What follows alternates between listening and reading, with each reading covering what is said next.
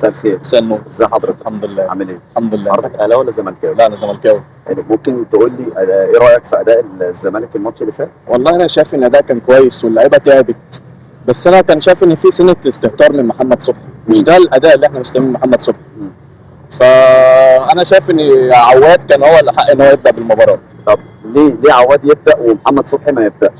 عشان انا شايف ان بقى في استهتار منه، استهتار جامد، يعني ادينا لك الثقه وانت الصراحه مش فاهم، يعني دي كوره ما تخشش فيك، مش انت محمد صبحي، ده انت لاعب منتخب، ما ينفعش الكوره زي دي تخش فيك. بس وكلاعيبه الاداء كان حلو قوي وعالي قوي وضيعنا كتير، بس اللي جاي احسن ان شاء الله. ان شاء الله. ان شاء الله. ان شاء الله. المدرب اللي مشي، لو تفتكر ماتش الاهلي والسوبر المصري كان بين الاهلي والزمالك الاخير، كان المدرب ده في حاجه عملها خارج المألوف عنه، ولا كان هي دي الخطه؟ بصراحه انا شايف ان في العموم يعني في العموم، لا انا شايف ان في حاجات كتير ما كنتش مستنيها اللي اتوقعها ان هي تبقى في الماتش، زي مثلا ان هو بدا بسيف جعفر.